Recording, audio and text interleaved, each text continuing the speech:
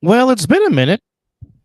It's been a long minute since we came to you talking about the good old soap opera that is professional wrestling, but nonetheless, welcome to the Ring Psychology Podcast. It's been a long time Yes. coming. I'm Double M, Yes. joined by my partners in crime when it comes to this thing that is called professional wrestling. Of course, the bad guy, Mr. JP, Josh Bruneda, and of course, you see it. He's Stone Cold. He's Wade Wilson. Today, he's wearing the Tribal Chief. He is the one, the only The Stone Cold Miserable. original tribal chief. Oh, Yes. good Got it. Lord. Got the shirt. He Who does I have a shirt. acknowledge. Yes. I acknowledge the original tribal chief. Yes. Yes. How we doing, fellas? Oh, I'm doing fantastic. We Well, finally getting this here's thing back on the up and running. There's a whole I lot of was talking. shit that's been going on Yes. that we've been Yes. talking off air about that we need to get Yes. on air. Yes. Um, Starting with Dub, you were just mentioning it a little bit just before we went live. Oh, we're going that route? Um, Yeah, let's do that. Let's do it. so Wrestle Dream just happened. Um, and the confusion, well, still seems to be a factor in all this because Confusion's we not have the word. no idea where the fuck Tony Khan is going. Is he under pressure to try to keep up with the big boys? Well, here's the thing. I think Like, that's his problem. I think the problem is he's trying to. Mm-hmm. but is it really competition? Here's Well, here's the honestly, no. No, not here's the since thing. Hunter took over. There's no competition. Well, here's the thing. It's and as one person asked this question, why can't we just enjoy it all? Why can we not enjoy WWE? Why can we not enjoy AEW? Why can we not enjoy Ring of Honor? Why can we not enjoy Impact? Okay, let's make one thing perfectly clear. Nobody in this lifetime or next is going to challenge the mantle that is World Wrestling Entertainment. Nope. Has not been since WCW was bought out by Vince after AOL or after Ted Turner did the worst thing he could possibly do, which was merge with Time Warner. And we all know what happened after that. Well, but WCW did give WWF a run for their money for about what 6 weeks? 83. Hey, yeah. And then That number's burned into my head because Eric Bischoff will never let you forget it. Oh, he will never let you forget that. And then he made the dumb decision, by having Tony Schiavone say on air, "Oh, by the way, that guy known as Cactus Jack, yeah, he won the world title." What? Foley? Oh. Now keep this in mind, folks. Here's a little history lesson. For the first 4 years that Monday Night Raw was on air, they would only do live shows the day after pay-per-views. A lot of their stuff was taped early. Which we have now. SmackDown was taped and Raw was taped. So we're on tape on this week. This weeks that are coming up, they have taped. This week's was live. Next week is going to be taped. Interesting. So there you have it. So and a little fun fact, folks, when Saturday Night's Main Event used to be on the air, it was after a long night of filming about 3 or 5 episodes of Superstars or Wrestling Challenge, whichever the show was, and then the coup de grace was Saturday's Main Event, which for people that don't know, the reason why Lex Luger, aka did not win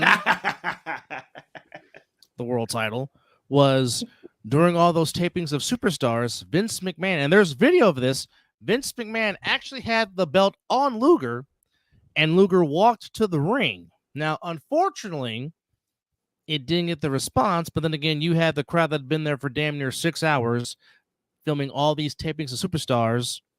They're ready to go the hell home. Fucking A. So that's why the card was plugged on Luger becoming a world champion. Please And tell Mizzle, me USC lost. Please tell me USC lost. you didn't get the video I sent you earlier of the game-winning field goal? Brother, I've been out and about all day. I have Yes. really not been in my phone. Yes, I've been Penn at State. my godson's birthday party, and I've been at the Sac State game. So I've been But yes. pretty much. Yeah, Penn State won in overtime on a walk-off field goal. Yes, So guess who I'll be calling tomorrow? I'm sure. Giving my dad sure of shit. So on the main card, we had this pay-per-view had multiple turns. We saw Kyle turn on Will Ospreay. Ospreay loses the I think that was the long overdue. international title. Then we That was see long overdue. well, Ospreay didn't have the title back then. Didn't have it for that long after he won it back from MJF, which MJF made his return tonight. Then And he's titleless, Adam right? Cole, MJF baby, is titleless, correct? he's silent. He made his return. Then Adam Cole makes his return tonight. So now keep in mind, the last time we saw Adam Cole, he was supposed to be the heel and being the devil, and maybe we were Right. finally going to get the He program had the between he was MJ. the leader of the Black Mask, right? Yes. So we thought we were going to finally get that MJF Adam Cole story told.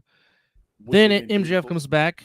Then MJF comes back as the heel, which he is one of the best heels in the business without question. He should never, ever, ever be a babyface. Then Ever. Adam Cole comes. Then Adam Cole comes back, and now Adam Cole apparently is a face now. So now they swap roles. What? Yes. Adam Cole came out to a huge pop in Tacoma because it was at the Tacoma Dome in Tacoma, Washington, hometown of Swerve Strickland. Swerve. But Adam Cole comes out to a huge pop, goes back up the ramp. Apparently, he looks like he is finally clear to get back in the ring. So maybe finally we will get the untold story finally told between Adam Cole and MJF. But Possibly, wouldn't maybe. it have been nice if both of them were heels?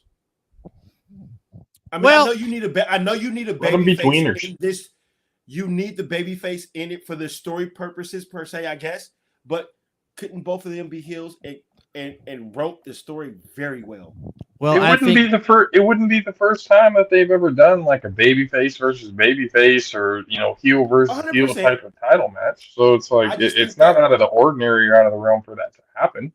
They could be I just think tweeners. both of them should have been babyface. I mean, heels. well, Adam Cole is very good at playing the tweener role, as JP mentioned. So I mean, you 100%, definitely have this that is true. going. And He's the baby. with MJF, it's like, yeah, the people love him, but they love him as a heel. Yes, Oh, 100%. Like They that. love him. That's they love him they and love they the love asshole. they love him and they love to hate him. Exactly. But- So I think like we you see said- him as a natural heel that can pretty much do serious and comedy. Yeah. What's Nope, the saying well- that I always say? It takes an asshole to know an asshole. MJF is a perfect fucking asshole. It just works. It does. He should never be a babyface, and I'm leaving it at that. He should never, ever, even if he leaves AEW, which he's saying that he's AEW for life, which cool. I would love to Money see what Hunter talks. could have done with him. Oh, of course. Money Well- talks, and you can cover up tattoos. Yes, you can, and you can remove him. Yep. So it all depends on what AEW is going to end up doing, because I mean Tony Khan coming out saying, "Oh, we're not really, the long-term storyline. It's going to be based, week to week." First of all, that's the dumbest No. thing I've ever heard. No, Ever heard? That is the No. absolute Never heard. dumbest thing I've No. ever heard come out Ever of any heard. promoter's mouth. 100%. We're not doing storylines. It's going to be week to week. That's fucking stupid. You wonder Trash. why. You wonder why your attendance is so low. Because nobody gives a shit. You haven't gotten people to actually invest in what's going on. Tell him, perfect JP. example. Perfect Tell him, example. JP. I don't think not even a month. Okay, you have Chris Statlander turn heel on Willow Nightingale, which of course that made to some good matches that both of them had good chemistry. Then all of a sudden she comes back out a week before the event to go for, I guess to feud with Mercedes for the TBS title, and now is she a face?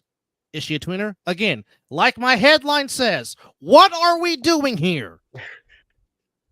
What are we doing? Yeah, I mean Tony Khan. I don't know if he's. I don't think he has the right people in his corner to kind of like. Yeah, I don't think so either. To explain, because you're with what you're doing, you're not going to even scratch the surface what WWF is doing right now. And yes, I know it's E, but I'm old school. I'm always going to say F. That's what I grew up watching. He's not going to catch them. And like I said, since Hunter has taken over. Well, again, for example, you had Arn Anderson in your camp. Now Arn Anderson and where is he now? He's now back in WWE again. Where he belongs. Honestly. Same where thing. He belongs. Same thing with Tully Blanchard. I mean, yes, you have Dean Malenko, but I mean, Dean Malenko, I don't know where's the Saturn? I don't know where Perry Saturn is. I don't know. Malenko I mean, is not part of any he's not AEW nor WWF? No, Dean Malenko is an agent for AEW, but I don't know what his role is in AEW. Like you have Jerry Lynn there. I don't know if Jerry Lynn is right-handed. I don't know who is Tony Khan's right-hand people. We don't know because he's okay. We don't know. Okay. I know. Yes, man. I'll tell you that.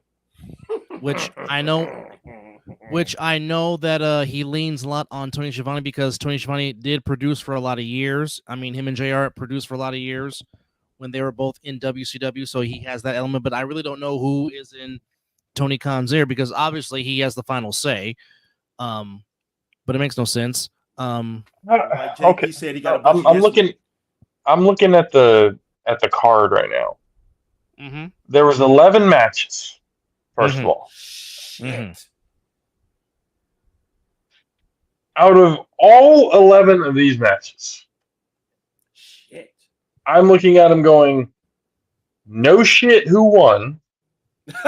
And I don't give a like, there's nothing behind this that you would want to feature it on a pay-per-view.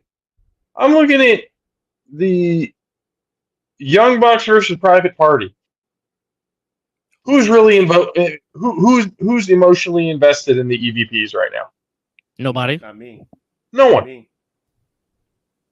You know, so it's like with that Darby Allin, Brody King, that one that they could have done more with it. I think Darby Allin's more of a crash test dummy than he is an actual wrestler. Well, he's there to sell all the brutal. Honestly, the moment Sting retired, that Darby Allin retired as well. Sting carried Darby Allin. Well, and that's tough when you're a supposed pillar of the exactly when you have a 60-plus-year-old carrying superstar carrying you. And you're supposed to be one of the faces of the company. Well, but here hologram versus Mortos. Who? Why did this need to be on the main card? Who? Exactly. You're right. The Beast Morto, he's been at like AAA and CMLL. He's been all around Mexico. Part of our show because I have a few things to post over here right now with them. Yeah. But him and Hologram, that's a pre-show match. There's a wrestler named Hologram. Well, yeah, they created their own luchador named Hologram. Remember Cheeseburger? Don't remind me. You have Hologram, and not only is it a match that could be a pre-show match, and it's really Holograms like in ring like not bad. That should be a house show. But they made it a 2 out of 3 falls match. Oh, what? Yeah, they made it a 2 out of 3 falls match for what? Why? Like, there's no filler. JP, you've been watching it and understanding that match right there was a filler. Come on now. And then for the pre-show, you had Atlantis Jr. taking on Brian Cage for the ROH World TV Championship. You're kidding. Brian Cage won that one. Eminem Collection versus the apparently. Eminem Collection versus the Acclaimed. Harley Cameron. So the Acclaimed is not Harley Cameron versus Anna Jay could have been on the main card to replace fucking Hologram and Mythos. I 100%. Why is the Acclaim not on the main card and they're as over as can be? What the hell? Some of your most over superstars you have in the background. There's nobody in Tony Khan's ear telling him how to set this up. And shame on Tony Schiavone, who's been around this business for a long time, is not getting in his ear. And same with JR. Yeah. Maybe they are. Maybe they are, and Tony's maybe just not listening. That could be that factor as well. I don't understand how you don't take nothing from Tony Schiavone and good old JR. I'm sorry. If I'm running a company and I can get Schiavone and JR to pathway me to being, these guys have been on the top. They've been for a long time. Thank you. I mean, Jim Ross is the GOAT of fucking commentary. JR was the. Thank you, JP. Well, not just that, he was the VP of talent relations for many years. Who do you think signed Stone Cold? Who do you think signed Brock Lesnar? Who do you think signed Dwayne? It was Jim Ross. Hello, the man knows talent. Hello, and then I love how Bleacher Report has it in here. A very random 8-man match closed the 0 hour when Orange Cassidy and Kyle O'Reilly teamed up with the Outrunners to take on the Premier Athlete and the Dark Order. And Orange Cassidy's my guy. I love Orange. I do. He's one of the C+. They gave that grade. He's just not your guy, brother. He's my guy too. I love Orange Cassidy. We have a meme on the Mizzle and Dub show for Orange Cassidy. I just find it hilarious that they had to make it a point to say, yeah, this was a very random match that probably didn't need to be there. That was just thrown in. Just I mean, we're random match. You don't say. We're sitting here saying the same thing though, but we're not typing it. We're speaking it. And then you had Hangman taking on Switchblade. They're fucking his character up. They're misusing Hangman. In my Hangman's become an emo now. That's what he is. He's an emo now. He's become an emo. And that's fucking ridiculous. I mean, they're giving that match. They're giving that match an A-. I didn't see much of it, but no, it was from the clips that I saw, it was very physical, as you would expect. I mean, like I said, there are some clips that I did see.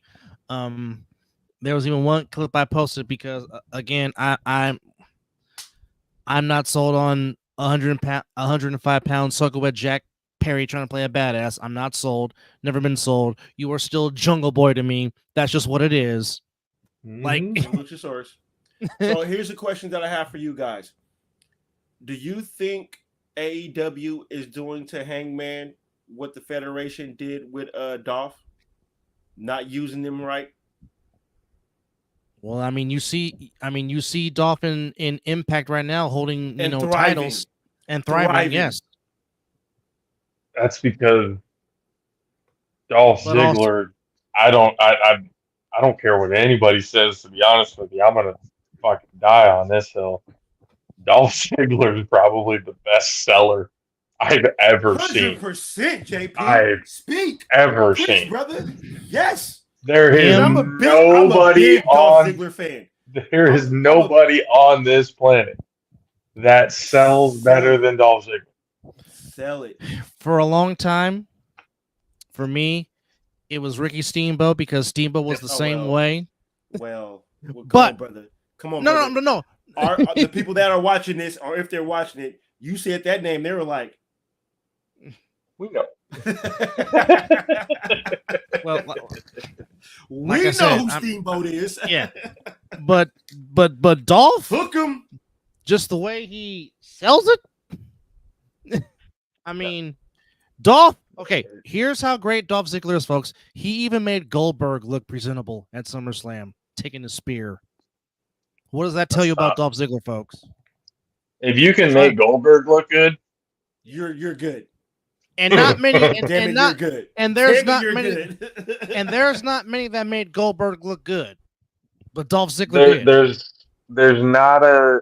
He probably has, and maybe it's due to circumstances of like when it happened and everything like that that had a big deal in it. Because I mean, the Raw after WrestleMania is always the biggest show. Oh, The pop he got when he cashed in. My God. Yes. No one's ever had that big of a pop. Maybe Seth. Maybe Seth did at WrestleMania 31 because nobody was expecting him to cash in at WrestleMania. And we don't mention that. Don't mention that WrestleMania. My black ass. Even then, I don't think I don't think he got as big as a pop as what Dolph did. Because Dolph, like, it's almost like you can feel the stadium shaking from your couch at home. Yeah. Like the excitement and everything that he. Goosebumps. Goosebumps. The match that he had at No Mercy when they came to Sacramento a few years ago, when it was supposedly his going away match. He didn't know if he was going to win, and it could be so long for Dolph, and they tore the fucking house down. Everybody was invested in that match. That probably should have been the match to end the night, instead of it being, I think, second to last or third to last on the card. That probably should have been the main event because that was the loudest pop. That was the loudest reaction that anybody that night had gotten. And Bray Wyatt made his return that night. Ooh, Bray. Rest in peace. Yeah, he made his. I'm so glad I got to see that man perform before he passed. I saw him as the Fiend, and when he was just Bray Wyatt. So I got the to see eater of both the sides eater of all worlds. The eater, bro. And you are up, man. He is very much, or was very much, that new face of horror that the WWE had been searching for forever when Undertaker became like a part-timer. Instead of him being kind of that full-time guy, they had been looking for a character that can kind of strike that fear. And I don't think Bray came in with that very like like almost a methodical serial killer / cult leader. That the way he spoke, like very, very intelligent, very articulate, but you knew he was pretty fucking demented.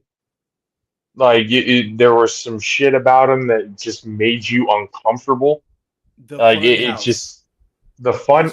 I mean, all of the ideas. I mean, if you haven't gotten the chance to see that Bray Wyatt documentary that came out, oh, beautiful! You guys need to go ahead and educate yourselves with that one, because this man just the imagination, the ideas, and a perfectionist, really at all of that he was. All right, so just to go over the whole card, as we'll get back to what's going on in WWE, just to go over for fans just joining us, here was the card on the main card for Wrestle Dream 2024. Jay White defeats Hangman on the Page.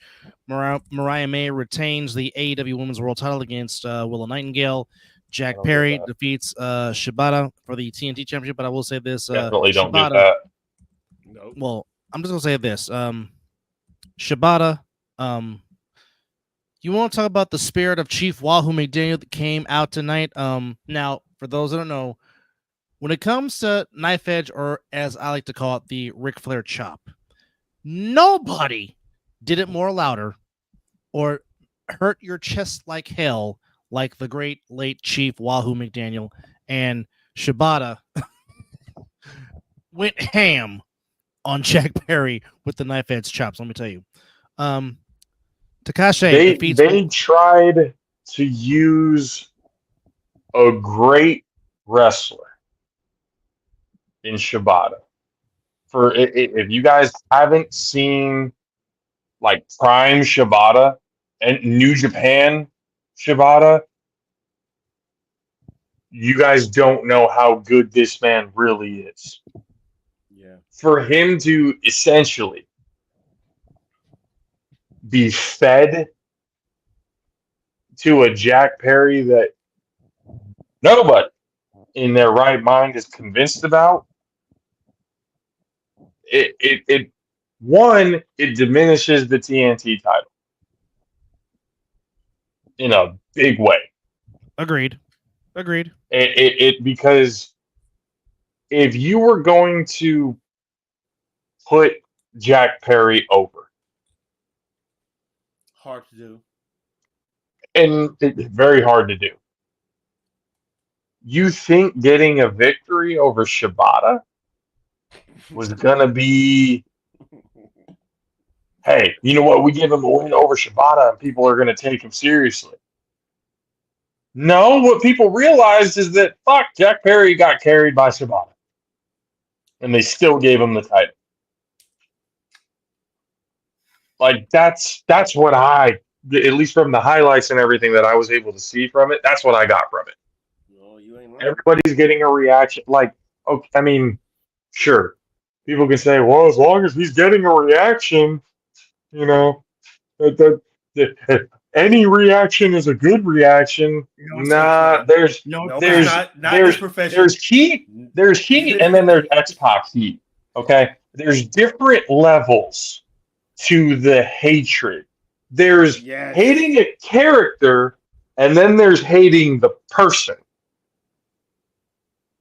Jack Perry has crossed into people are hating the person because of not just what he's been doing on camera and in the ring, but that scuffle and kerfuffle with CM Punk backstage in London. Love that. You think that won him any fans? No.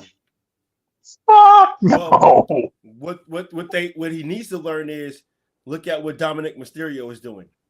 That's the feat that you need to get to where they hate him all in general. Well, I mean, I think with Dominic, he's doing it the right way because his is the character heat. Mm-hmm. His is very much the character. I don't think his is like personal to the point like, people really legitimately hate Dominic Mysterio. I think people actually legitimately love Dominic Mysterio. I think they love his character from doing hard time to she lets me eat my chicken nuggets. She makes he better not ever become a baby face. I love him as the heel that he is. It's a good. I mean, if they do it right, they can maybe make him a decent, baby. But how they have him right now, he's just a character that people are just. Dude, what are you talking about?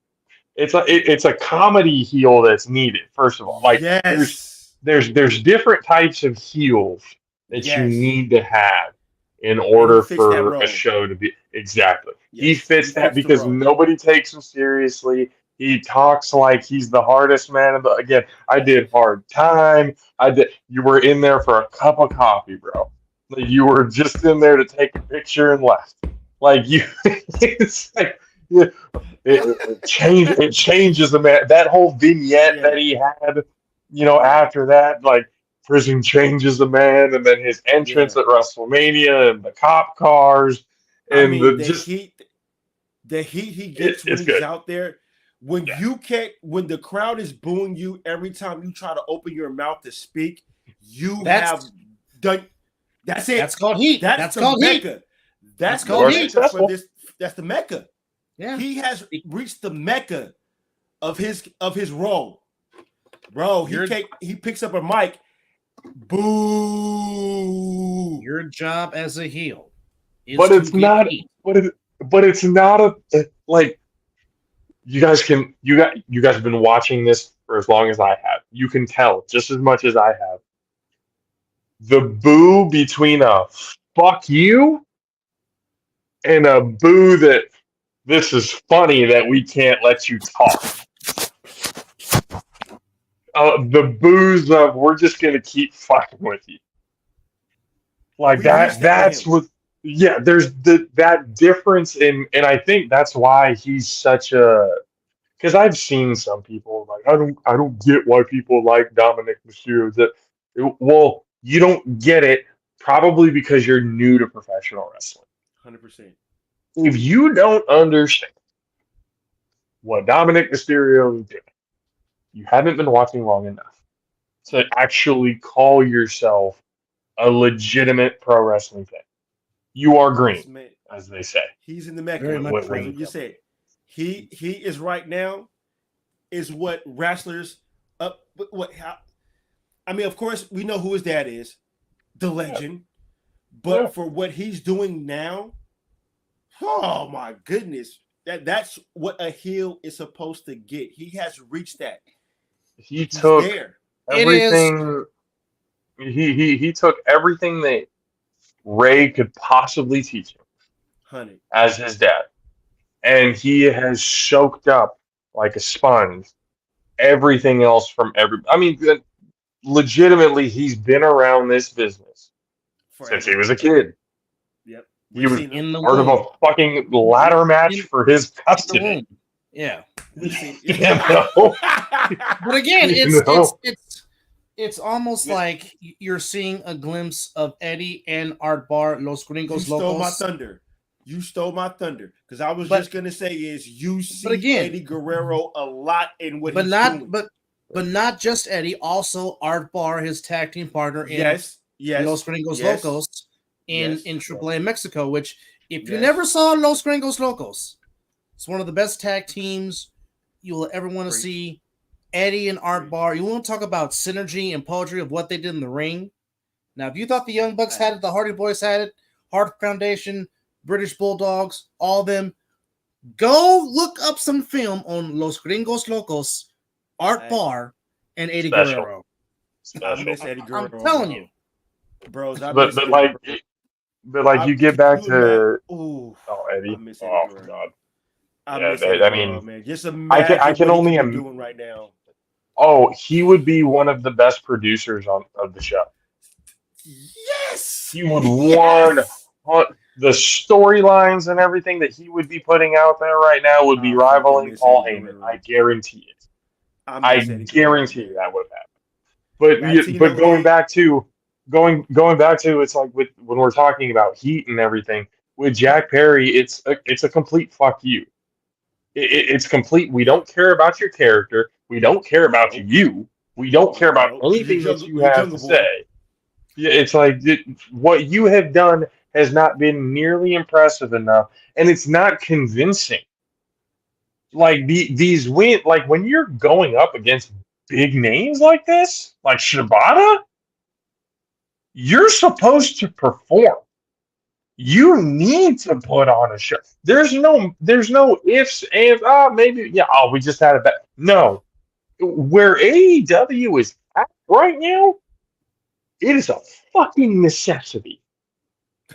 There is no, we can afford to miss. No, you cannot. You know who Shibata reminds me of? And he is one of the Japanese goats. But Shibata really reminds me of Tenryu. He really does. He really does. That's a good one. See now, Dub, you really got somebody hitting this face right now. Okay, I'm gonna tell you, fans. I'm gonna tell you like this. Give him a history lesson on this guy real quick. Even Tenryu, the Encyclopedia Dub Alvarez. even Tenryu made Hulk Hogan look like a pro in the damn ring, and that is very hard to do. Like I said, there's USA Hogan, there's USA Hogan, there's Japanese Hogan. What's funny is what's funny in the whole thing. Great. No. What's funny is about it. People think he was when he was in Japan. It's like no. You guys aren't seeing what's actually going on here. What he did in the WWE with the politicking, calling, and doing all that, he got that from Japan. He learned all that shit from them. Oh yeah, How to work the crowd, how to be able to get it. He got that from Japan. He didn't get that from. They were carrying his green big ass throughout the entire time. Why do you think? He just looked better? Yes. Why he looked shittier in WWE because he was the one who had to lead the match. Why do you that's think? That's why you think when he got to WCW, and he was with the NWO, fruition. Yeah. Yeah. But fruition. Heel NWO Hogan was the real Hogan. Oh, agreed. He's what babyface Hogan was behind the scenes. Yeah. That he needed that. Because I believe goddamn right, Hulk Hogan. Oh my goodness. That he needed the NWO more than the NWO needed him. That's because Scott Hall and Kevin Nash did not need him. They were going to do what they were doing before Hogan joined. Was already setting up something that was going to be special. But when Hogan joined, that was kind of the it enhanced it. It was a big enhancement, and it really gave that was huge for WCW. And it gave Hall Nash credibility. It gave the NWO legit credibility with Hogan because of course, I know what the original plan was. It would not have worked if Sting was the third man. It just wouldn't have. No. It wouldn't have. To be called the Outsiders and everything, it wouldn't have worked. For Sting, it would have been a shock. I do but it wouldn't have been as they bad. wrote that in with Sting, though. They tried to recruit him, and Sting was like, I love when Sting was silent. When he wasn't talking. Crow Sting.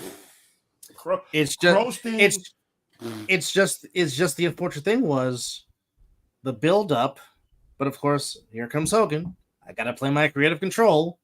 Don't want to put Sting over clean, and that whole thing was botched. I don't feel like it's right, brother. Doesn't make any sense right now, brother. Okay, then the whole we gotta finish it with the leg drop and the 1, 2, 3, brother. Did you just do that, Doug? We went there. We went there. I missed it. I don't like how they mistreated Sting with that whole thing. Right there. Sting, they could have rolled that a long way. They could have, but again, when they made him the Wolfpack Sting, I was like, "Yep, I lost interest." I'm like, so here's because we're going back and we're talking back and forth between how AEW is now compared to what WCW is back then. What is it about these companies, or at least the ones who try to compete with the WWE? Trying to compete with the WWE. You get a good run. You're beginning. You're hot. You're starting off great. But there is some point in time that it just all falls apart. Just the decisions that are being made, the hirings, creative, maybe some of the creative control in the contracts that you sign.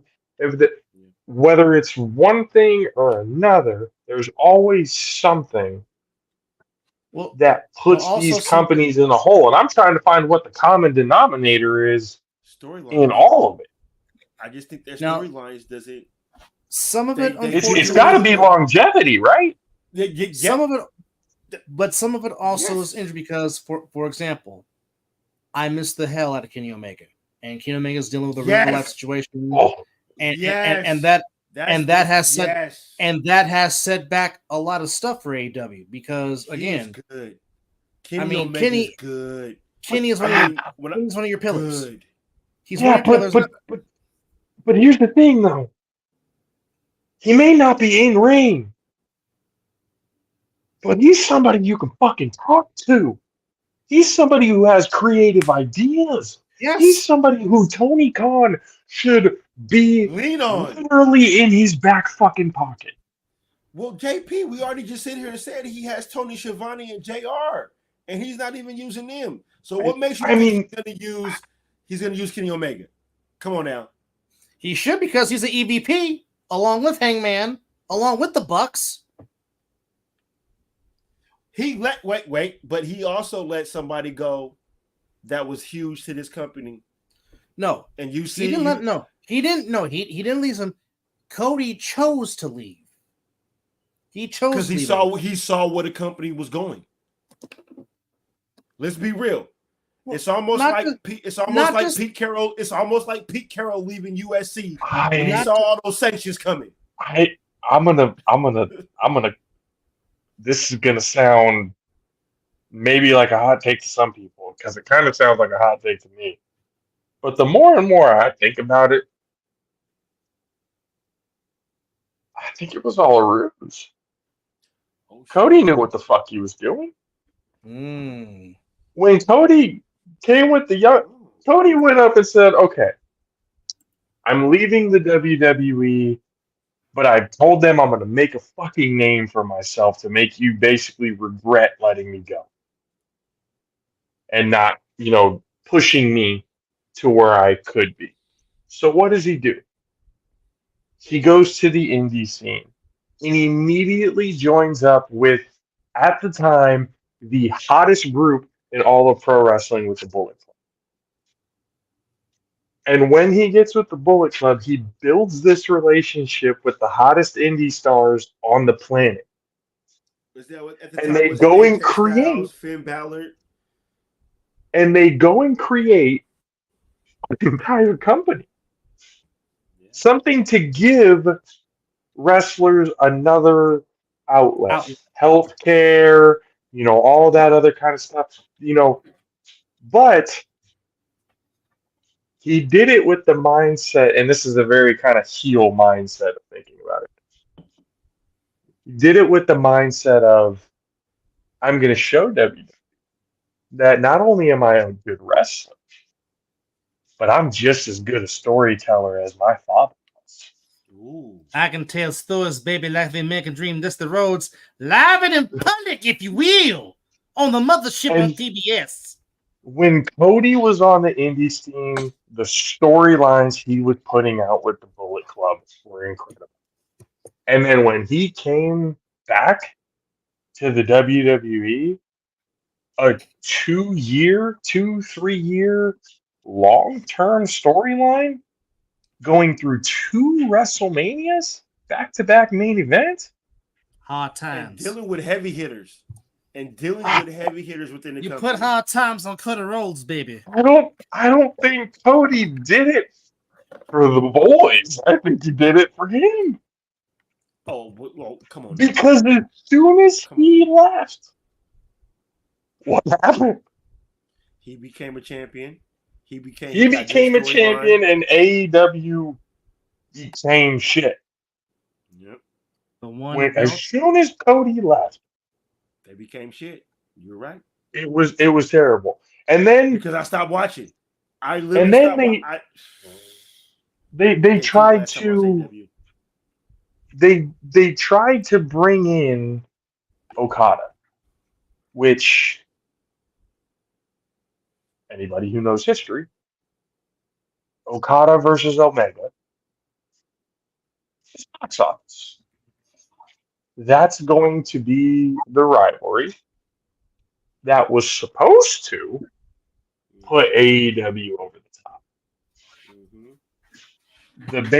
The 3 5-star matches that they put up against each other in their trilogy in New Japan, fighting for the IWGP title, was Coup de grace. The long-term storytelling in that. Mm-hmm. The second one was a draw, a 60-minute time limit draw. They had a fucking Iron Man match war and nobody won. You don't hear And that. then to You come don't hear back that. and to come back for the third one to tell Okada we got unfinished business after about what, almost 8 months to a year after that match took place.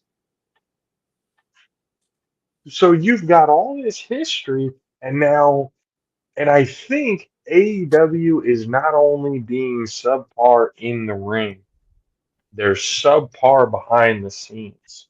They're subpar with the medical staff.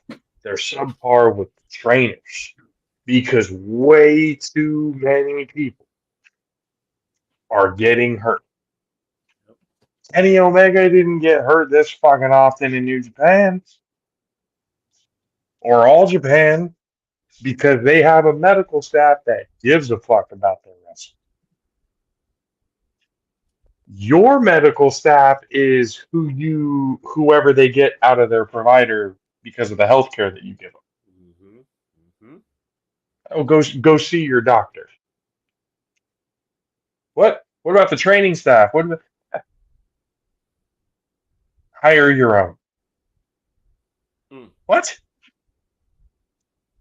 You're gonna tell me all of the biggest companies in the world, or at least two of the biggest companies in the world, New Japan and WWE, they have been successful for decades. Selling out arenas, selling out stadiums, and yes, New Japan selling out the Tokyo Dome at will. They could have every single show that they ever want at the Tokyo Dome, and it would be full sell out every goddamn every night. It could be a basic house show. It will be sold out. Everybody's there at the Tokyo Dome. 100%. So New Japan has that ability. Matter of fact, before AEW came around, and I think New Japan is a big reason on why AEW came to be. Because all of the indie stars that came together to create AEW were all in New Japan. And that the Young Bucks, too. Kenny Omega, I think bits and pieces of Ring of Honor. They would make they got their start, broke the mold, and got everything through Ring of Honor, in New Japan. And no, not New Japan. It was it's a Guerrilla, Pro Wrestling Guerrilla out there in Rancho Cucamonga, out there in LA. Oh, I didn't hear nothing about that one. Yeah, Okay, Pro Wrestling Guerrilla, PWG. Where the Bucks got started? Yeah. So the Bucks. PWG? So the Bucks.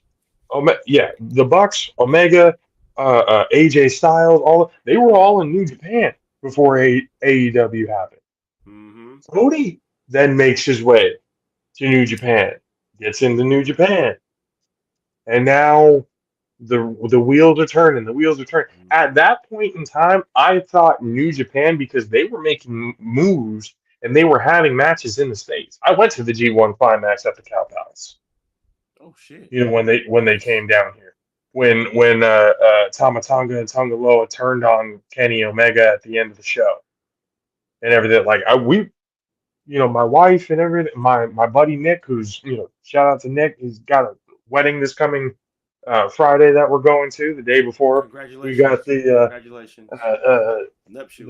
family thing. So, we went and saw it. They were making all the moves to start doing more shows in the States. They created a United States Championship. And gave it to Kenny Omega because he's the guy everybody knows in the States. You give him the U.S. title, boom, there it goes. It's going to take off. So I thought New Japan was the one that was going to come in and be that real secondary promotion to WWE. And then they made AEW. And then as soon as they made the Bucks EVPs, as soon as they made Kenny Omega, and basically that, as soon as they made the Bullet Club and the Elite EVPs, I was like, they are almost verbatim what the NWO was. The Too Sweet, the Two everything else, the creative control behind the scenes. They are literally what the NWO was. And that's going to be the fucking downfall of that company. If it's proven wrong, cool. I've been proven wrong before. It won't be the first time. It definitely won't be the last time. But I definitely had it in my mind that when you give professional wrestlers creative control, it sucks. You have a fucking problem. It is going to be a problem every time because every single one of those people in the locker room, male or female, have some of the biggest fucking egos on this planet. You give them that type of power and control. Well, I'll say this: active, because what Triple H is doing right now with the WWE is fantastic. It's the ones that have creative control when they're still wrestling that makes it a fucking problem. Yeah, because Triple H is doing. If they're already done and retired and stuff, and then they come back and become like a producer or behind the scenes, or that's one thing entirely. That works. You can learn. They're becoming teachers and coaches and stuff at that point, which is fine. But when you're an active wrestler, like we saw it with Hogan, it's an ego trip thing. Mm-hmm. It's about me. It has nothing to. That's not gonna work. We've got a good story that we can tell here, but it doesn't make sense because I'm not retaining. Exactly.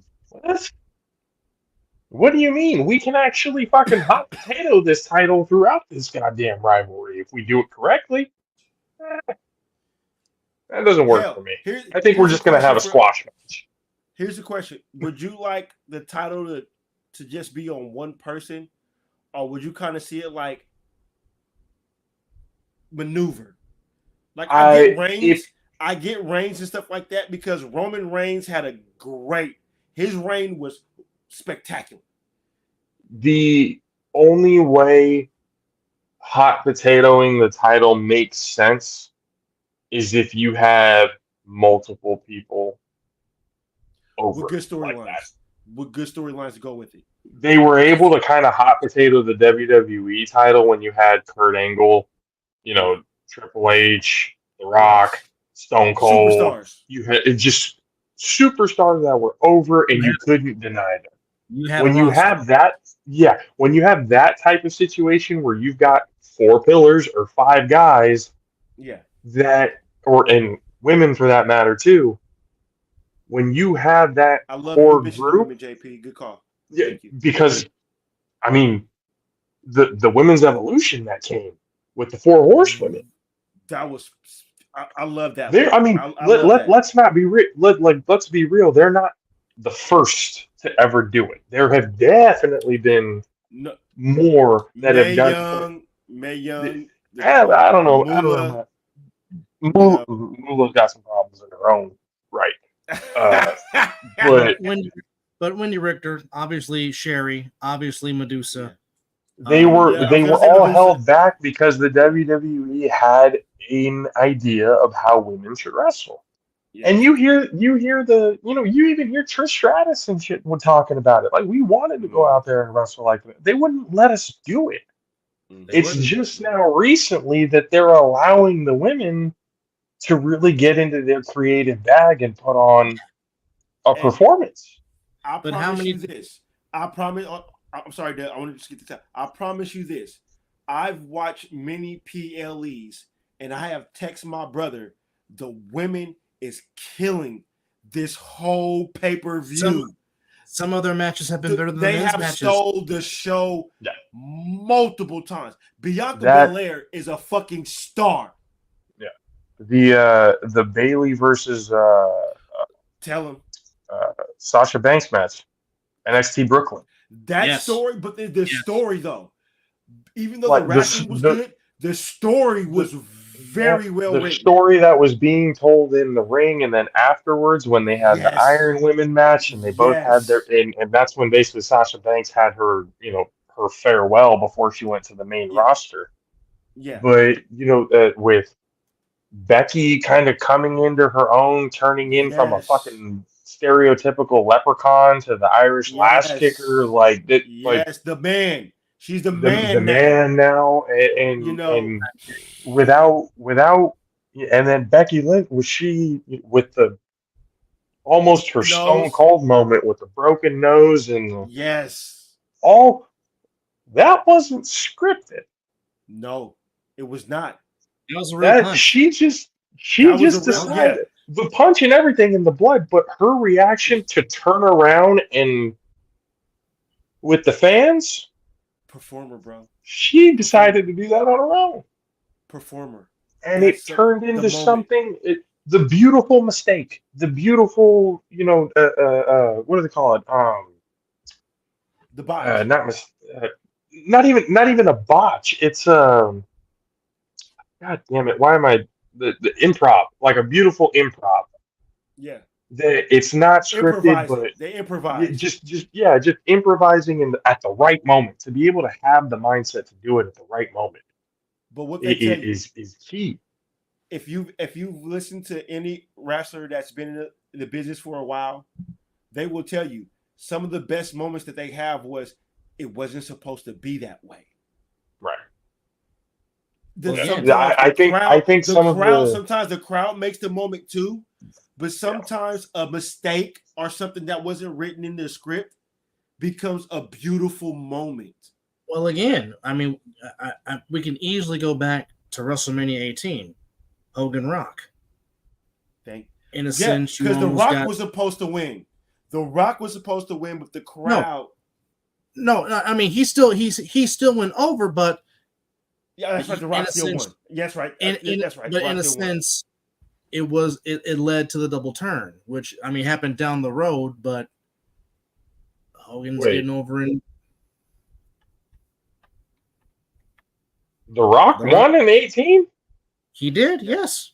He did pin. He pinned No, 17 is when he lost to 17 is when Austin and McMahon. Yeah, Austin retained. Yeah, it was the heel turn that Austin later said he regrets doing. Yeah, because he wasn't happy with that. He wasn't happy with that character. Yeah, because he became more of a comedy heel. Yeah. Exactly. He was corporate per se. Yeah, he was. I mean, he had some wasn't funny Austin. moments. Let's just be real. He wasn't. But Austin. yeah, it was. He wasn't Austin. It wasn't the Austin that we liked. Austin playing the cowardly heel did not go over. No. It That's didn't. when he was ready to like. That's when he became Hogan. This ain't working for me. I'm sorry. I'm sorry, but I mean when you have in the program and Kurt Angle is making you fake cry. Come on, man. Is this when Kurt Angle had on the mini hat? No. I'm sorry. I would have real cried from the laughter for seeing that in person. They would have had to. They probably had to reshoot that. I don't know how many times, because that shit, seeing Kurt Angle with the little ass cowboy hat going, I feel like a real cowboy. That had me fucking dying at home. I can only imagine how many times they had to retake that shot. Wow. But just having Austin say, "I'm a man's man. I do not deserve this." Like, no, that's not the Stone Cold character. It's not him hugging Vince. No. Should have been stunner. That's what all day. Middle fingers, beer drinking. That's the rattlesnake. I need the rattlesnake. I don't need corporate Stone Cold. I need the rattlesnake. But there's always seems to be. I mean, obviously there's rises and falls of everything, but sometimes in perfect scenarios, you get rises and they either keep rising or they kind of they don't go lower. You know, they kind of plateau. They'll go up a little bit more, then they'll plateau again, and they'll go up a little. that doesn't happen very often, and I try to figure out why. Because I feel success for people brings anxiety. It brings like, oh, I need to do more. I need to do this. Like they're overthinking themselves. This is hit gold. I need to hit gold again. And they end up getting in their own head, and then a decision gets made to where it just quickly derails things. Stone Cold was on fire. And then that one decision to turn heel at the wrong time and not even became heel wasn't even a really good one. He was a tweener. I like the you could have been Stone Cold. Like you could have been that same character as a heel. Going in just beating everybody's ass, not giving a shit, playing by your own rule. You can be a heel doing that role. You're just doing that to now the good guys. Yeah. You're just showing up and stunning The Rock. You're showing up and stunning Angle. You're showing up and stunning Rey Mysterio and everybody. Like, you're stunning all the people that everyone loves. You can do that.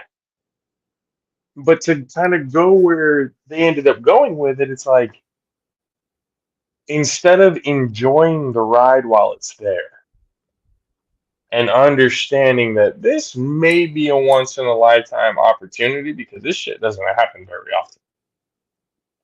It's usually the ones who go into it calm that have that longevity.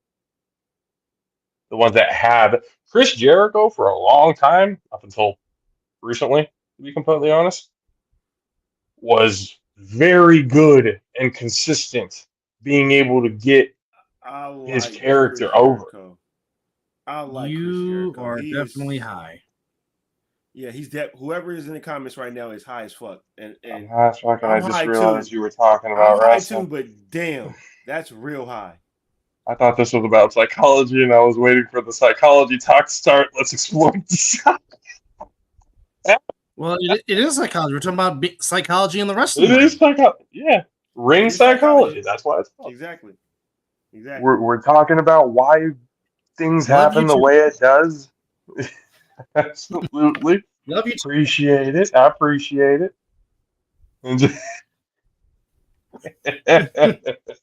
I love it when the chat gets active and right. It's fun.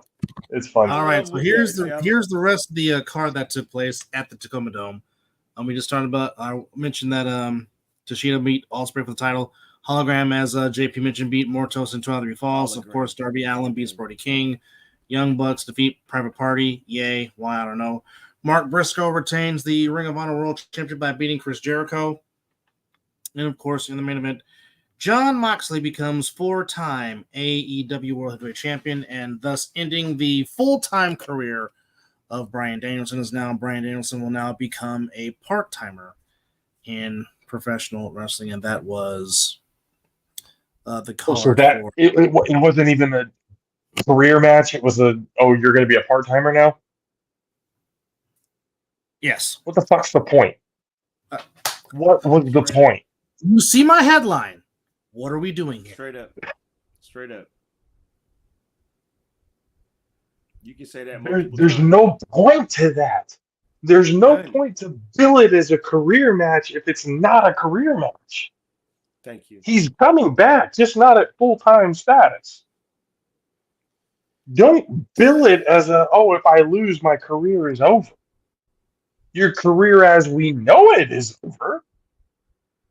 But not, you're done with all in-ring performance. Going on, Derek? What's up? The boss. Are you sure? What's up, boss man?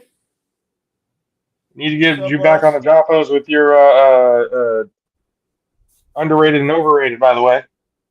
We'll see you on Tuesday, sir. Be ready.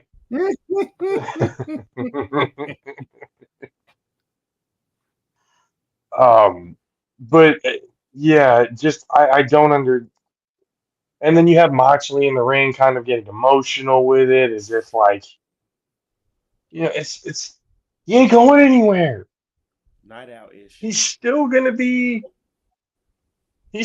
going. He's still gonna be at least a part timer. He's still what is his title? What is the director of discipline or some shit like that? What is it? Who's this? Discipline exec.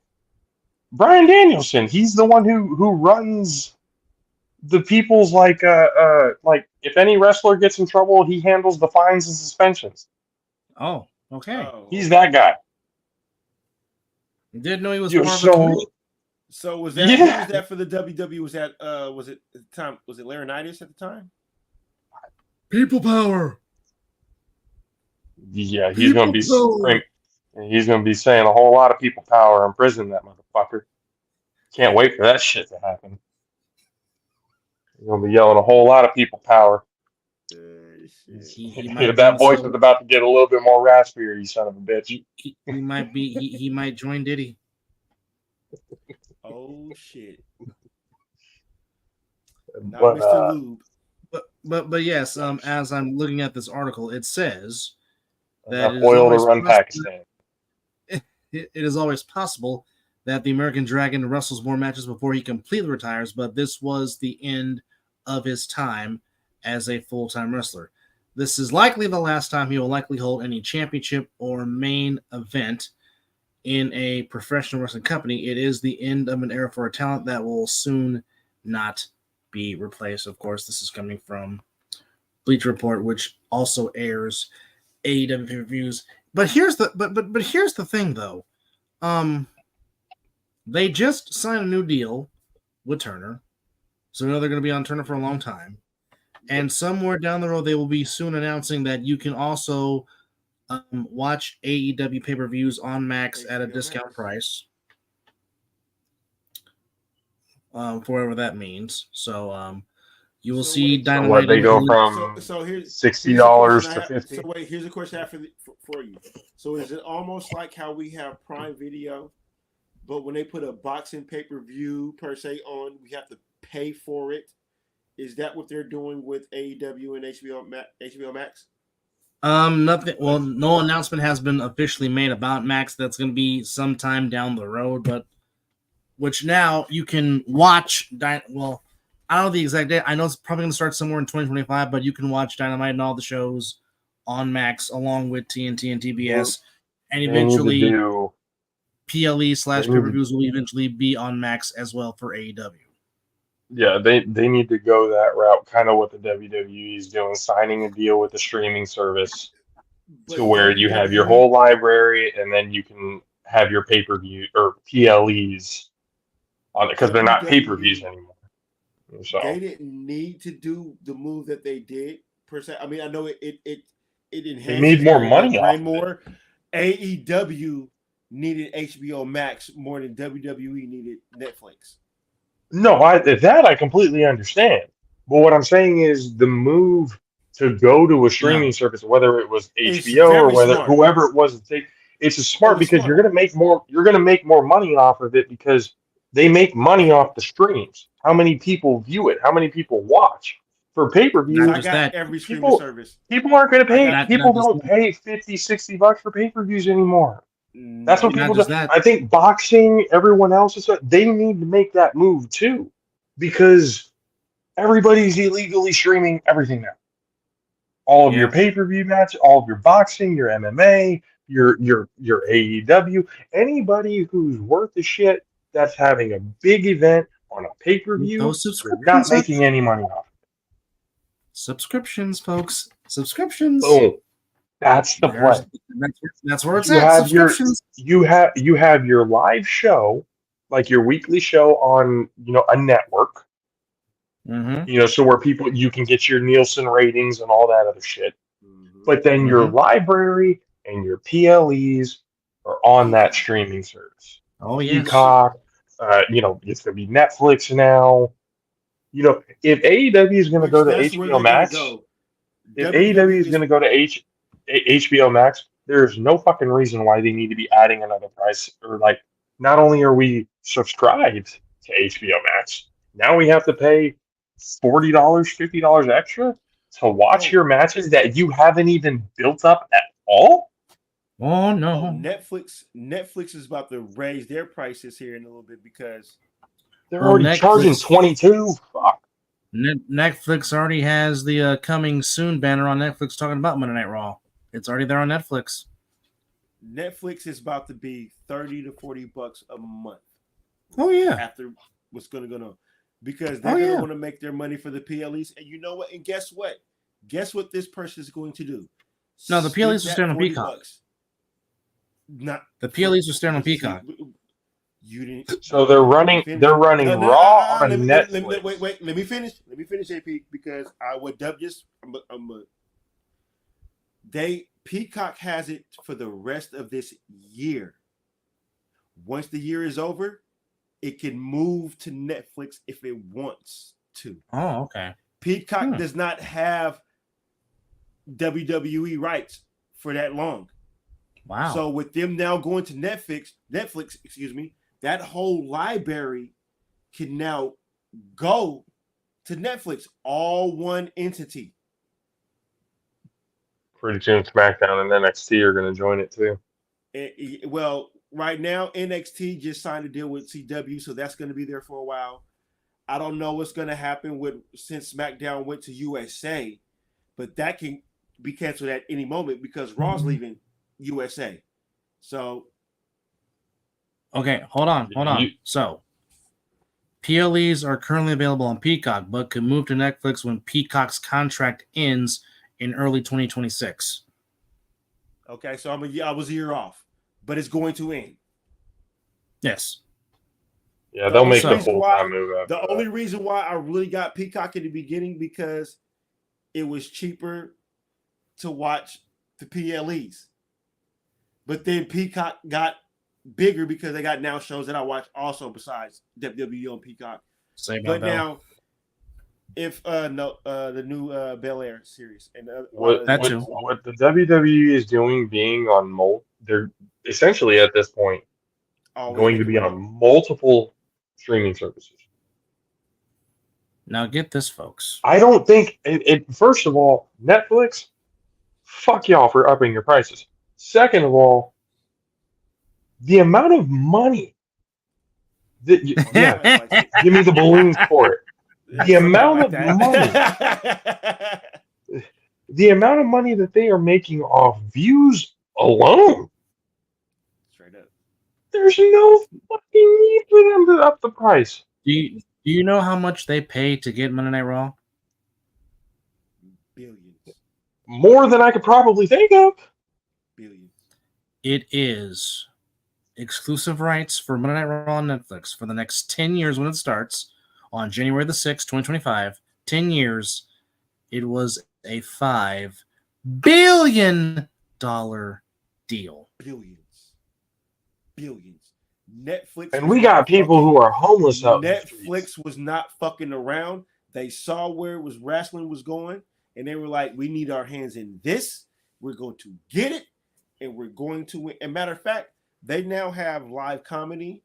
Mike Tyson and Paul is about to fight live. So now they have boxing. that's on free Netflix. You don't have to pay extra to get it. Exactly. So if you're already a subscriber, you can watch that as it happens. Netflix is trying to shut shit down. I mean, the only thing that Netflix ain't probably gonna have a competition with is Disney. Oh, yeah. You got fucking starving people in the world, and $5 billion just to be put on a streaming service. Fuck. Yeah. Because guess what? There's more people in this world that will sign up for Netflix. And I'm not trying to be a cruel person. That will feed people. That's just reality. That's why I'm just being. Like $5 billion for 10. Okay, that's in total, right? Yeah. That ain't. It's not no $5 bill per year shit. No, that's $5 bill. So 10 years. So if you don't live in the United States, Oh, well, which we did. Raw, SmackDown, NXT, and the PLEs move to Netflix in January. So if you are overseas, Told you. across the pond, Told you.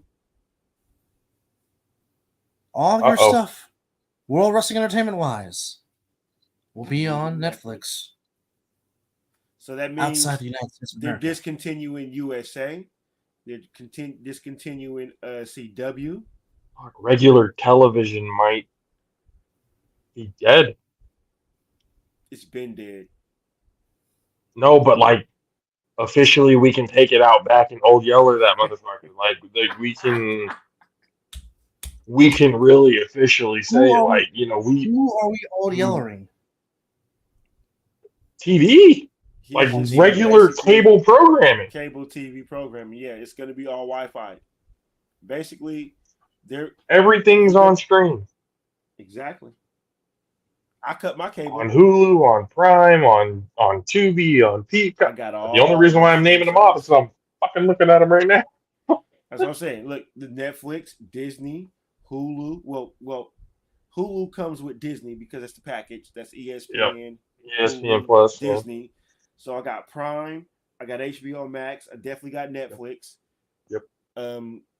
Crunchyroll because I'm a 12-year-old with a license that still likes to watch anime. Paramount I Plus, mean, Apple Paramount TV. Plus, yes, Apple TV. That comes because I'm Yeah. an Apple user, so I get that. That's I mean, that's I got Stars Yeah. because I like Stars because I watch 50 Cent stuff. This is a big. yeah, rich so there town. at this point there's I don't watch. there's really no And point guess in what? cable TV anymore. Guess how I get my basic cable TV? Through my streaming service. I don't have an Xfinity or AT&T to give me that. Nope. They will never get my business again. Those motherfuckers. And it's cheaper. AT&T. Much cheaper. But I mean, it's just that amount of money. That's just Yeah, insane. five Something bill. that AEW, and then you got Tony Khan coming out saying 2025, big year for AEW. We're gonna make big time profits. We're gonna make all this money. We're gonna do all these things, and we're gonna be better than what WWE is putting out. All while his eyes are wide open, never blinked once, and cocaine looking ass eyes. That Florida living is nuts for you, sir. And I have never seen somebody drink a fucking water bottle so weird in my entire life. What are you doing? You do not need to shove half of the water bottle down your goddamn throat Esophagus. in order to receive water. I know that's nitpicking at shit, but it's just weird. I don't understand it. And nobody will ever understand it. That's just, JP, maybe it's not meant for you to understand because I mean, you know, exactly. That's what I'm saying. Certain things, huh? I don't know. Certain things in life are just not meant to be I understood. really don't know.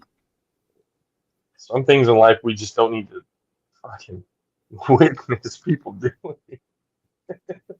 And somebody shoving half a water bottle in his mouth to drink water is now one. Definitely. It's just wild. But I don't know. The way I look at AEW right now, it's like you said. It's like, what are we doing? What's the plan? Like, you need to have a long-term plan if you're gonna hope to be successful. You can't be going to arenas and nobody shows up. You have to basically black out all of the seats. You've got this big production. You have huge stage set, the ring. You've got all of this stuff to perform for a high school gym. Pyro. You know, for a high school gym, maybe even half a high school gym, the amount of people that are being reported of actually showing up to these events. And it's not like these are house shows. We're talking about on TV. On Turner. On Dynamite, on Rampage, on Collision. Like, nobody's showing up to these events. They show up to your pay-per-views, but they don't show up to your live shows because they know they're not getting anything that you can, like, if you're going to go to a pay-per-view and you're going to ask somebody, hey, what's the storyline? Like, what's the build? Nobody knows. It changes by the week, buddy. Yeah. So You can we literally don't know what the You can story is. literally say that. Tony Khan said he doesn't even know what the fuck's going on. It's just going to happen. It's a weekly basis type shit. He'll just be like, "Oh, Yeah, that so- sounds good. We'll go with that." Yeah, just show up to the pay-per-views. You're not going to miss much. Trust me. There's not the vignette is only like maybe 10 seconds long. Like you don't need to. It's just what covered what happened last week. Don't worry about it. We're good. You can literally YouTube all of the highlights right now while we're waiting in line to get into the arena. Oh, how many people do you think are going to show up? This is it. Maybe I shouldn't have come. Yeah, you probably shouldn't have wasted your money. Because at this point, when you have no plan, you're is anybody else noticing that Ricochet just got the yips all of a sudden? The yips. Just Do explain. Please do explain. In the sense of he almost forgot how to be Ricochet. Oh, wow. He came to AEW. He's botching more than he ever has. His promo work is shit. What the fuck happened to Ricochet? What is it that when people come over to AEW, the skill level just diminishes in half? I don't know. Is it because of the amount of the trainers and the amount of people that are around for like WWE and bigger, like there's actual people to keep you on your toes. There's people that actually hold you accountable. To whereas AEW, it's just Tony Khan kissing your ass. There's nobody telling you what to do. There's nobody. Yeah, there's like you see what I mean. He was just in this triple threat match with Will Ospreay. Wow. For but nobody remembers because like I said, his promo work, everything that's happened since he's gotten to AEW, they might as well have changed his name because it's not Ricochet. That's a completely different human being than what we're used to seeing.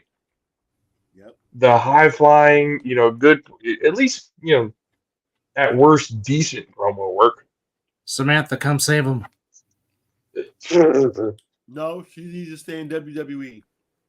No, She's smart. No. Save him as in bring him back. Oh, okay. If he keeps this up, they're not going to bring him back. If he keeps on this path, I can definitely see the WWE going, hey, good riddance. You see who we got now? You see who we're bringing in? Oh, yeah, you forgot we're bringing in the Lucha Brothers now? You forgot we're bringing in the Motor City Machine Guns now? Ray Phoenix got some. Tony Khan did something with Ray Phoenix that's going to keep him in AEW. That's okay. He's inevitable going to WWE. Yeah, that's going to happen. Yeah. Whether he's got some more time in AEW to fill or whatever. He's coming to the WWF. Penta's going to be like, they've got more than enough superstars on the roster to be able to replace Ricochet. Trust. Yeah. It is not good. They are not going to miss a fucking step to where it looks like Ricochet lost a lot. I don't know what happens to wrestlers when they go to AEW. But whatever is going on in that front office, holy fuck. They need to bring in somebody to slap Tony. They need to slap the cocaine out of his nose. Wow. Sit him down and say, look, slow the fuck down. You are basically burning money. I mean, because you can, and daddy's got it, but you're basically burning money and you're ruining talent. You're ruining careers. Like people don't get that. This is ruining careers, and yeah, they're getting TV time, but all this TV time is showing how shit everything is. She don't lie. She don't lie. She don't lie. Cocaine. Get them out. We're Get 'em done with out. it. Like this shit is it really needs, or Tony Khan really needs a slap in the face. He really needs somebody to just, and it can't be the active EVPs. It can't be them. It has to be somebody who's not active, knows what the fuck they're talking about, and knows how to basically write the ship. They have people to do it. They've brought plenty of people who have worked with WWE to do it. Mm-hmm. You mentioned, the names and stuff. Tony Schiavone, Jim Ross. They got Mark Henry over there. They got, all these other. He's gone. Oh, he left already? Oh, good. He done his it. son, his son just signed a deal his- with WWE. His Oh, contract. he's going back. He's already back. I know Oh. he. And I'm behind He's- on that, but shit. Is no, Mr. his- Paul his White con- still there? He is, unfortunately. He's still under contract. Yes. Jesus Christ. The Big Show is not even the Big Show anymore. The Big Slow. Might as well be his name. Might as well be his name. Right now, that might as well be his name. The giant Paul White. They're all shells of themselves. Is it because they know that regardless of what they say, what ideas they're going to put out, they're going to get shot down by the actives? That very well could be.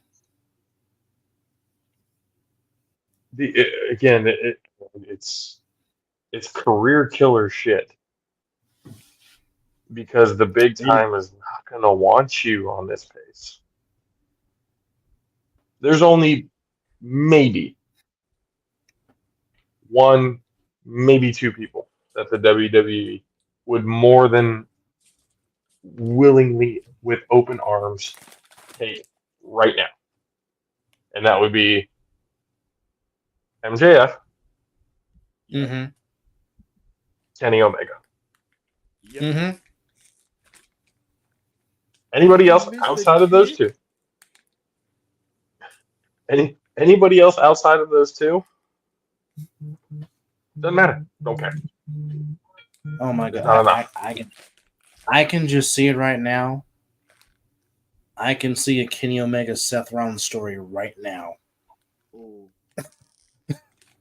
Or can you see Can you MJF? imagine? Can you see MJF and Seth Rollins on the mic together? MJF, Roman Reigns, MJF, Seth Rollins, MJF, anybody you fucking put in front of him. Mm-hmm. Kenny Omega, the best bout machine. Oh my God. Winning. With- he's a damn good And wrestler. and the stories that you can even incorporate, like with Cody, because of the history. Yep.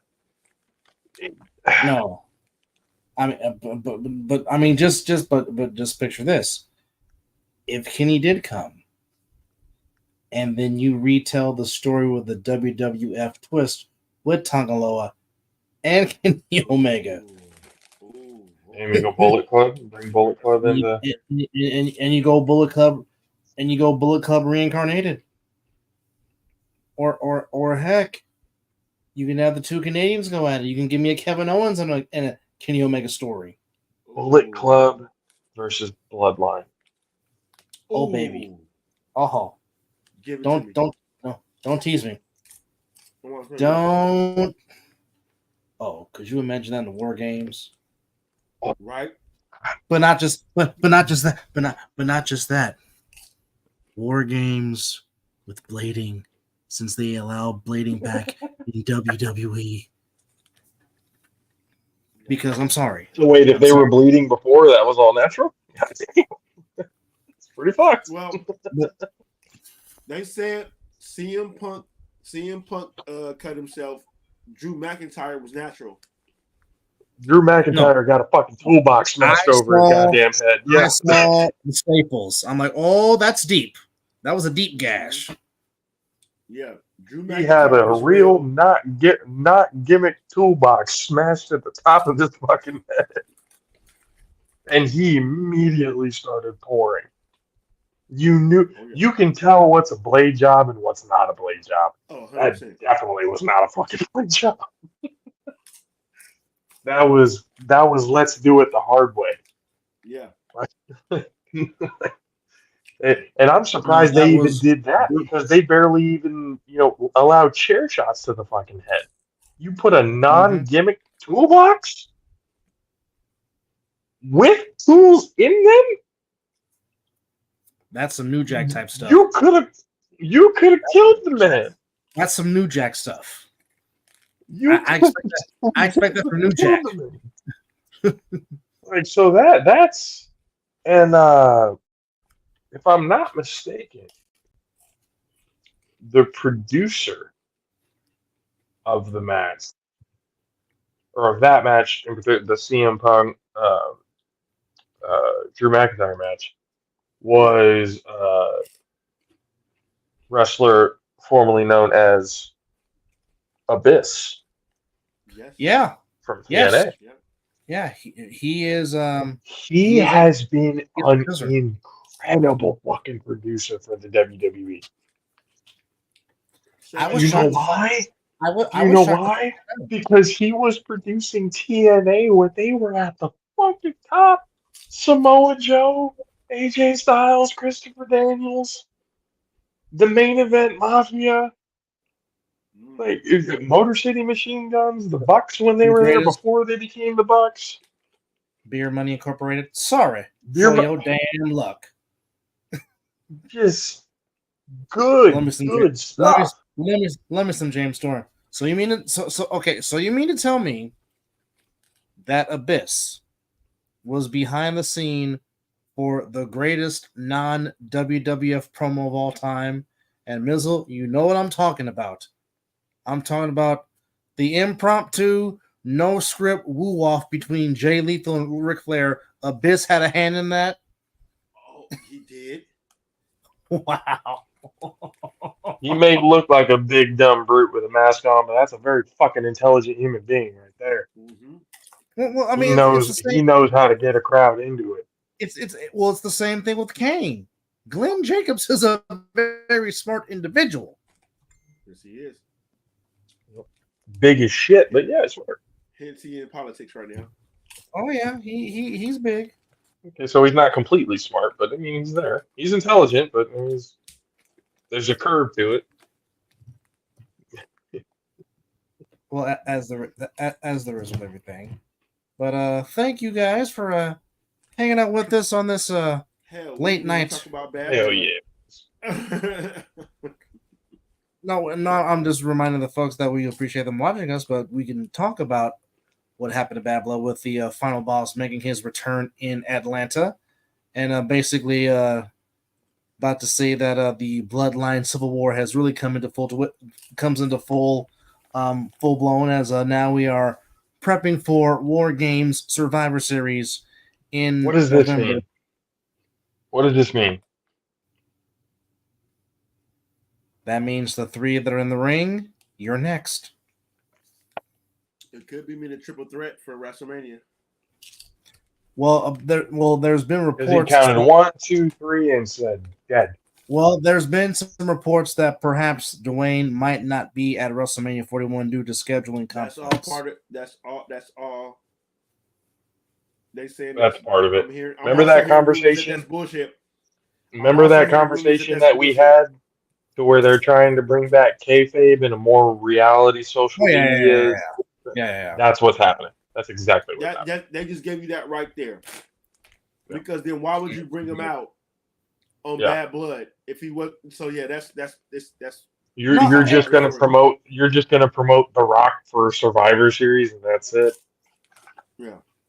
No. No. We've been watching this for too long to understand a real story and a non-story. That's In a addition- non-storyline. In addition to the final boss returning at Bad Blood, folks, also Jimmy No Yeet returns to once again reunite with the original Tribal Chief. So now, as it stands right now, it is 4-on-2 with the new bloodline against the OG bloodline. So now, as we're now about to tell this story leading up to War Games at Survivor Series, who will be a part of the OG bloodline to capitalize with the new bloodline? And when will The Rock associate himself with Solo and the new bloodline? That remains to be seen. So are you saying that's what's going to happen? Are you just speculating? I'm speculating. Because why would you?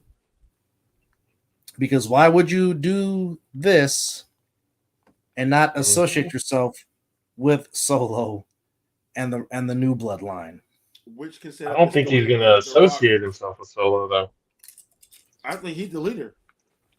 I think he's going to be his own thing.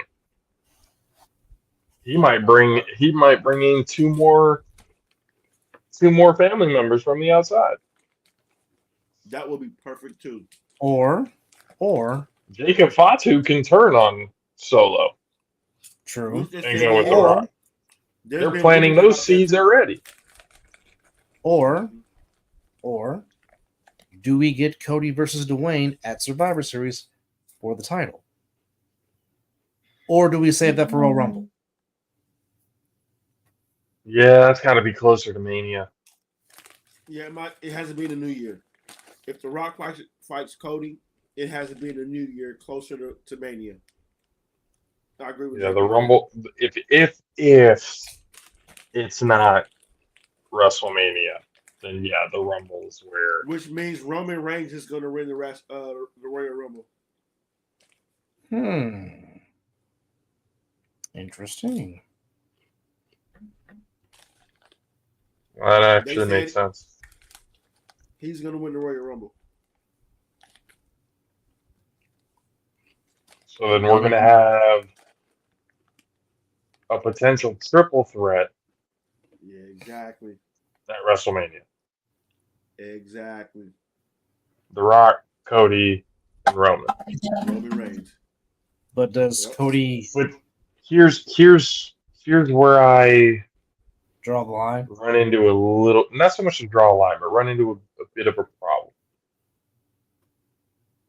You technically now have two baby faces and one heel. Roman's a babyface now. The Rock's the heel. Yeah.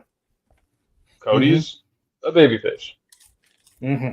The Rock is the only heel, and even then, with the fan love that he gets, at worst he's a tweener. Yes. So, how does this make sense when right now there's a bloodline civil war? How do you incorporate Cody Rhodes into that final bit of the story, making it a triple threat to where there's got to be one extra heel? There's got to be one more heel. Part of me, and this is where I think things are gonna think things are gonna get shaken up a little bit. We're gonna see Cody Rhodes turn heel very soon, actually. Very soon. Is it time for that? But then why would you turn KO heel and have KO attack Cody? If that's happening. Well, I'm not saying that, that they're not going to carry out their little rivalry and fight before that happens. But going into WrestleMania, some point during the rest of this year, and getting to Mania, or even during the match at Mania, Cody's going to turn heel. And I only say that because since Cody got the title, people have been not happy, kind of iffy about it. People are saying that he was more entertaining when he was chasing the title. than he is having the title. And we just talked about it. People forget when Cody Rhodes was in the indie scene, he was a damn good heel. He was a damn good heel. He So was. I can definitely see Cody taking that negativity from the outside and using that to fill the heel character, throwing it back at the crowd and all that other kind of stuff.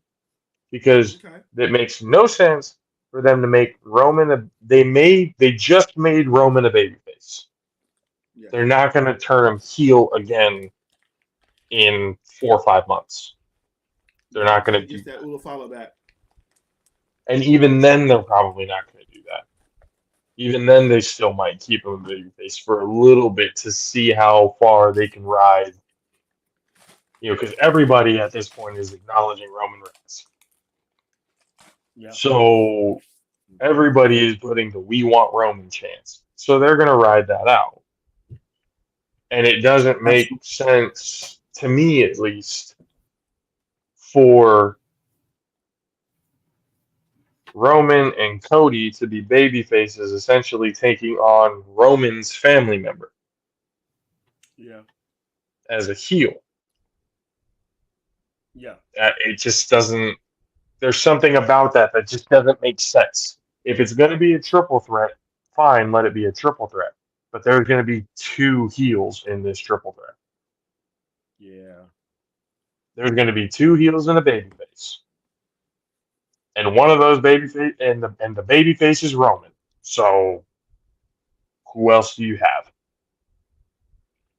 So I would not be shocked at all. I would actually be more shocked if it didn't happen. Yeah. That Cody doesn't turn heel by the end of Mania. Okay. That's interesting. Maybe even at the end of Mania, little handshake or whatever. Cody either retains or little handshake turns into a low blow, punch, slap in the face, whatever it may be. Or turning on him during the match, or some sort of gesture to the crowd that'll indicate something. But you'll know it's going to happen by the end of Mania, before the show is done, before night 2 is over. Cody Rhodes will be a heel. Okay. That's my prediction for going into and at the end of Mania. Early ass prediction, but that's my prediction. I like it. Very, very interesting. Yeah. So we covered Wrestle Dream for AEW, talking about a little bit of the Bloodline, and of course talking about the Raw going to Netflix in 2026. Again, we appreciate you guys hanging out with us. 2025. Thank you. The library might come in 20, but thank you to Stone Cold Missile. Thank you to the Bad Guy. And yes, please do get down with RPP. We will promise to be more current. I know it's been a while since you've seen us talk about the psychology that is professional wrestling, but we appreciate you guys for hanging out with us around this early morning. It's called life. And adulting. But for the Bad Guy JP, for Stone Cold Missile, I'm Double A. Thank you for watching the Ring Psychology Podcast, and as always, we'll see you in the ring.